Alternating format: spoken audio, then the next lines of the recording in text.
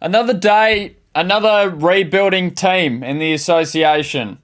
The Utah Jazz, you're up now. There has not been a lot of movement from the Utah Jazz. Besides their draft capital that they made this year, and that's what I'll touch on in a moment.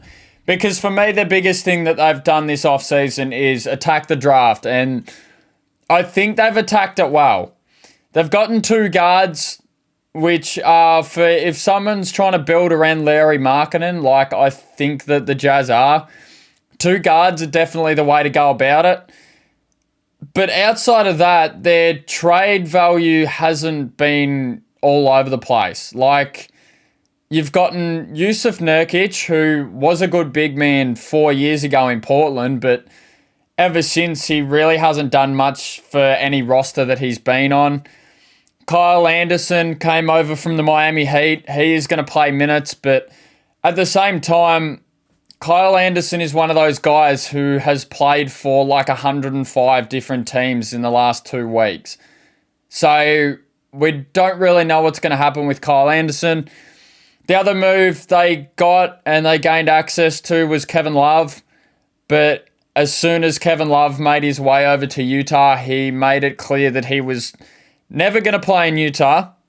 To be honest, if I was Kevin Love, I wouldn't either. So I'm not I'm not saying that that's a bad thing on his behalf, because if I'm in Kevin Love's position and I'm 2 years away from retiring, I'm getting myself on a good team. Kevin Love has done enough in his career to get on a decent basketball team and not use the rest of his years rotting away in Utah. So he will never play for Utah. He will want to go to a contending team. So he doesn't really count. They might wait sort of the 90 days and then trade him away. It's either that or they do a buyout, but I don't think they're really very close to a buyout. And basketball is still 2 months away, so who knows sort of what's going to happen in that time. Like, we really don't know just yet. But so, for the time being, Kevin Love's on the roster. Not going to play, but it's just a thing to think about for them. The biggest thing for the Utah Jazz this offseason is who they drafted. So they drafted Ace Bailey, who is a really good basketball player. There's a lot of hype for him coming out of college and into the draft. But for the 3 weeks leading up to the draft and about a week after the draft, his name was everywhere. And it was for all the wrong reasons. He didn't show up for any pre-draft workouts. He denied, I think it was the 76ers. He denied the Jazz, which is ironic because he's now on the Jazz. He denied all of those other teams. The first pick, denied them. He didn't want to play. It felt like he didn't want to play anywhere. Obviously, he wanted to be on a team that was contending, so that also meant that he wanted his draft stock to drop, so he went like 20th overall and made it to a decent basketball team. But in this sort of time frame, in this sort of career, Cooper Flagg just signed a rookie contract worth like $60 million. Why do you not want to be a part of that sort of pool where you're gaining that much money? He didn't want to get drafted by a team that wanted to pay him $40 million, which is enough to retire his whole family. It's enough to buy his mother or father or whatever situation he's got going on a house, buy a really nice car, buy himself a house. Everything would be covered. But he would rather, by his own personal morals, trash his draft stock, drop all the way to number 20, play for a decent basketball team, and then talk about his legacy after he gets, a championship in his first few seasons, being the 10th man on the bench.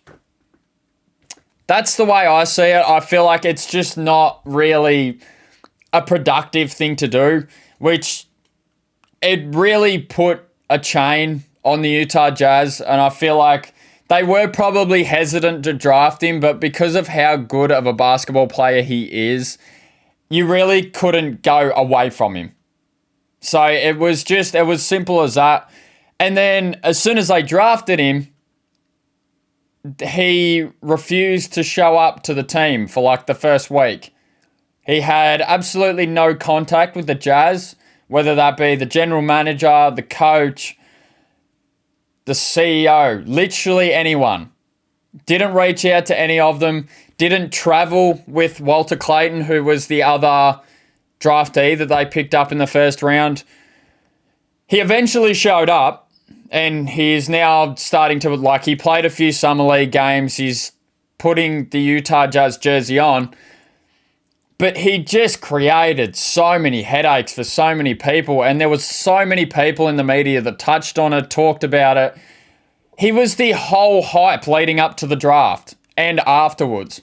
I reckon I heard more about Ace Bailey in those couple of weeks than I did about Cooper Flagg, who, I mean, admittedly, Cooper Flagg, we knew he was going number one overall since like friggin' January.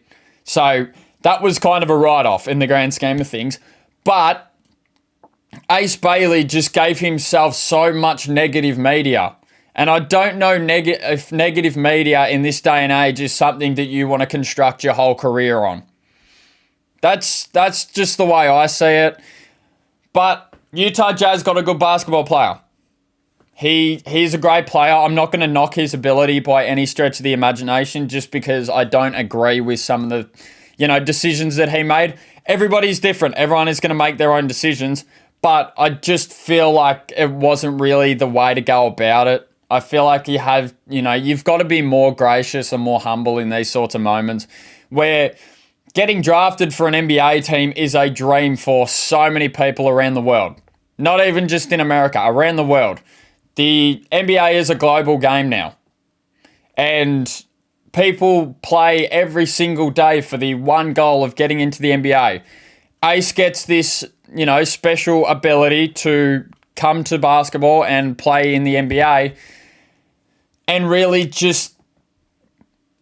makes a hassle and a pain of how he gets drafted and that whole process. He couldn't just enjoy the moment and move on. Anyway, that's enough about that. I'm leaving the Ace Bailey stuff behind us. He's a great basketball player. He's going to be on the Jazz next season, and he probably will contribute winning to the Jazz. I saw some of his Summer League debut, some of his highlights over the course of it. He can do things on both sides of the ball. He's both a really good defender, whether that be interior or exterior, 3-point line, whatever you want to call it.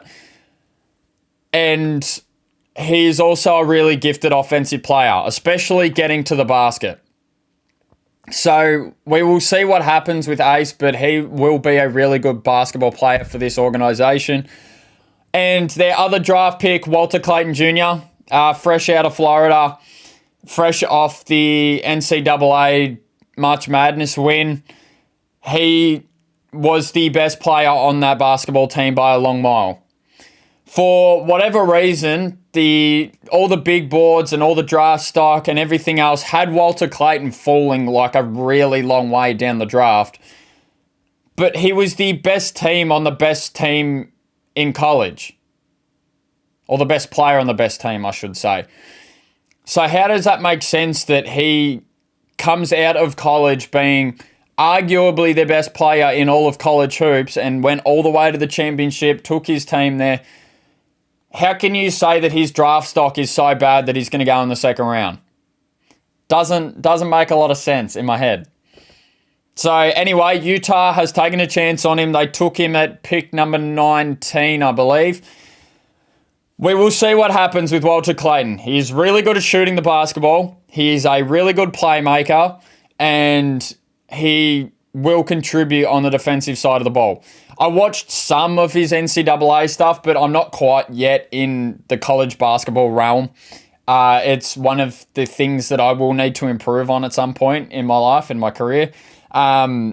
Starting to watch college hoops, because obviously all the draftees that then go to the NBA, majority of them come from college, especially since now the G League Ignite is no longer a thing. A lot of players were coming out of the G League Ignite, but that's no longer a thing. So college hoops will be more and more popular. And I need to get onto that. I need to, watch it a little bit more, especially March Madness. March Madness games get more viewership than NBA games. I mean, respectfully, if it's Utah versus the Hornets on a Tuesday night compared to the final of the NCAA, I know which one that I'm going to pick. So you can kind of look at it like that. The Jazz are going to be better this season. I won't go so far as to say they're going to make the playoffs or they're going to make a play-in or anything like that. It's just like the Hornets, and like I said yesterday, it's just going to be a lot of development. See how these guys go. See how their 2 draftees go in the new team, in the new fits, new stadiums, all that sort of jazz. See how long it takes them to get their feet under them, and we will sort of go from there. But for the most part, it's just going to be development. That is all I really have for the Jazz. Unless they make a really big move in the next 2 months, which I don't think they will, because this off-season has been one of the deadest off-seasons I've seen in a very long time. We have 2 months left before basketball comes back. And the only thing that I have to go off is Jonathan Kuminga being an absolute headache to my franchise. That's literally all we've got. So, thank you guys so much for watching. Short form content is started up and it's going crazy. If you want to show love to the TikTok, I'm going to put the link in the description for the TikTok. Go and have a watch of that if you've made it this far.